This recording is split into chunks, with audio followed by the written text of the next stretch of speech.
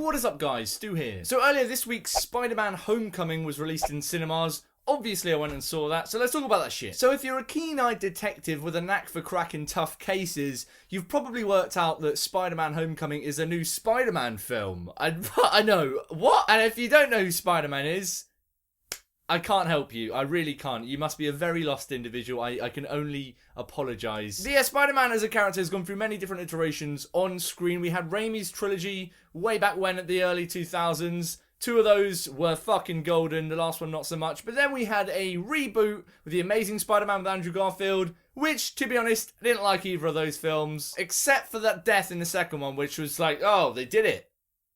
They did it. But yeah, back in Captain America Civil War, we were introduced to a new Spider-Man played by Tom Holland, who, side note, dances like a motherfucker, so... But yeah, he popped up in a fight in that film, and everyone was like, yes, I would like, yes, more of that, yes. So yeah, Marvel were like, let's do some more of that, and then Sony were like, you know what, yeah, okay, we'll let you use Spider-Man in the MCU, why the shit not? And we now have a new third telling of Spider-Man on screen for us in Spider-Man Homecoming, directed by Jon Watts. And it was a weird one, this. I was very excited after Civil War to see a new Spider-Man film because I thought Tom Holland was great in that film. But as the marketing campaign went on for Spider-Man Homecoming, I started to lose a little bit of interest toward the end of the marketing campaign. I didn't really like the final trailers, and I was like, you know what? I'm a bit scared this film isn't going to be as good as I wanted it to be. Some expectations actually ended up being considerably lower than I thought they would be. But I went and saw it anyway, and I gotta say, I was pleasantly surprised with how much I loved this one. I thought this was an excellent little film. So this one is a kind of origin story of Tom Holland's Spider-Man. And I say kind of in the fact that we don't see him getting his powers. We don't see any of the backstory with Uncle Ben and everything because, well, we've seen that hundreds of times before. But it is an origin story in that we're introduced to the character and we're seeing him grow from just a teenage boy with powers into something bigger. And again, this one is led by Tom Holland as Peter Parker / Spider-Man, and he does a fucking wonderful job here. Yeah, Tom Holland is great as both the characters here, and I think that probably puts him above Tobey Maguire and Andrew Garfield as just the best overall Spider-Man Peter Parker we've had on screen. And yeah, I think both Maguire and Garfield did different parts of the character in their own ways very well, but here, Tom Holland just seems to nail basically everything around it. He is just great as both of these characters. He looks, sounds, and feels a little bit like a younger guy, and that was a creepy sentence. But yeah, I believe that this guy's a teenager going through high school, and the innocence that comes from that is really welcome here. But he's got that charm as Spider-Man that you need and that we saw in Civil War. That's present throughout this whole film. But as Peter Parker, he's a very likeable dude as well. Yeah, I think he does a wonderful job. But elsewhere in the film, we've actually got a really good cast, filled up with loads of wicked little names, most notably there being Michael Keaton as the bad guy in this film, the Vulture. He does a fantastic job here. Michael Keaton is a fantastic little actor, actually. It's easy to forget that Michael Keaton can act, but he's been doing a really good job showing us that he can lately, and this is actually probably my favourite villain in a Marvel film for a long, long time. He's menacing, but never like cartoon, oh, I'm an evil guy that's going to kill Spider-Man menacing, which is good and welcome here. But also there's some other great people in the film, most notably being Donald Glover, who you guys know I loved. I don't know how someone can be that talented at everything they do with Donald Glover, but he nails everything and he is fantastic here. He has some of my favourite moments in the film. Truth be told, I wish he was used a little bit more, but it's not really a problem with the film. That's just me being selfish and wanting more Donald Glover. But he's in the film, he's great in the film. Also, Hannibal Buress pops up.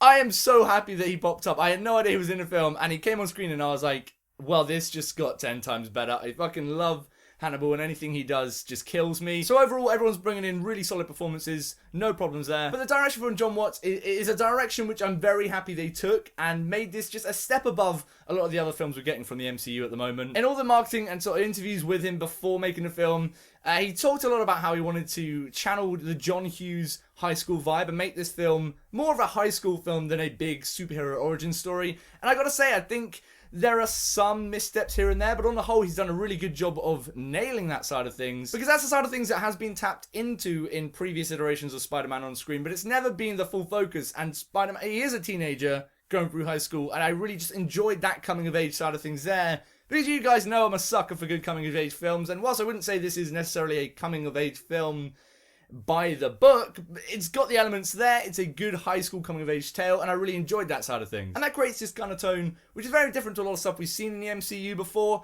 It's very refreshing in that sense, and it does give a lot of fresh life to some of the elements of the MCU that were getting a bit stale as of late. Most notably those being the comedy side of things. Now, I am a fan of a lot of the comedy in MCU films. I think on the whole it does a good job. There are some instances where it fucking falls flat.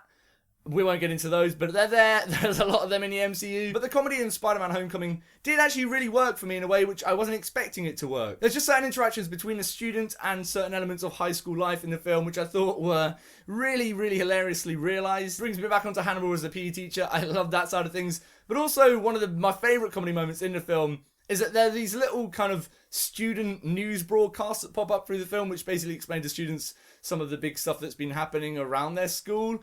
And those moments, they killed me. I thought that was a really wonderfully realised little gag that was going through. And that all feeds into just how fun this film is. I've got to say, I am a big fan of how fun this film was overall. And above else, that's exactly what I wanted from this film. Just a fun time. But on top of it just being a fun, shut your mind off superhero film, there are actually a lot of decisions made here which took it a step above some of the stuff that MCU have done before. First of those is a villain. I am very happy that we're finally stood here with a Marvel villain that it feels very well-rounded and doesn't just feel like a weird one-note bad guy that's come out of nowhere to destroy the Avengers. Michael Keaton's character is the first character that we see on screen, and it does a very good job of weaving it through the story so that we're beginning to understand what he's about before we get to the big, I'm gonna destroy you Spider-Man side of things. But yeah, I got behind him as a villain. He made a lot of sense to me. He felt more human than previous Marvel villains, and so I got to commend them on nailing that side of things here. I thought that was handled really well. But on a note of doing things a little bit differently to previous MCU films, I was pleasantly surprised at how restrained it was in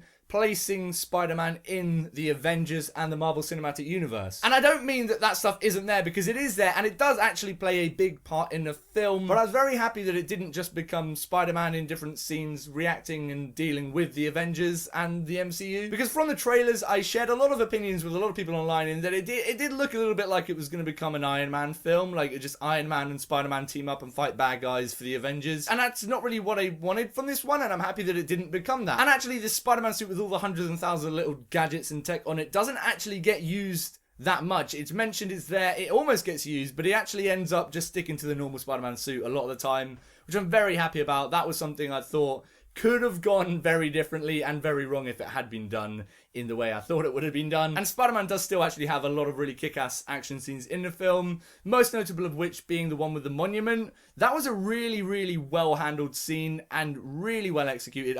There's a point where he's looking down the monument. I genuinely got wobbly knees. I was like, I'm with you, Spider-Man. I'm in there. This shit is terrifying. And this is sort of where we start getting into some of the things I think could have been done better.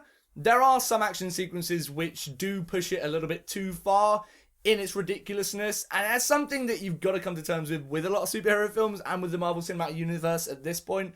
And so that's why it wasn't a huge problem for me, but there are definitely moments where I couldn't help but think to myself, okay, this is fucking stupid now, you're taking me out of the film a little bit. And my biggest example of that is the boat scene which we see in the trailer. The boat falls apart in half and then gets put back together and just sort of floats back. That's not how it will work. Surely it would start sinking. And also, while I was happy with the way that they did deal with its placement in the Marvel Cinematic Universe at this point, towards the end, there are certain moments which feel a little bit tacked on, a little bit thrown in just to make it a part of the Marvel Cinematic Universe. I can't spoil anything, but there's certain characters that pop up near the end, and it starts to head towards an ending which I was not very happy where it was going at all. Then that actually does get twisted into a positive for me, because it does a very good job of subverting where I think it was going to go, and I did actually really enjoy the very end of this film. I really loved where that went. And so overall, when I came out of it, I was like, yeah, I had a really fun time. I loved it.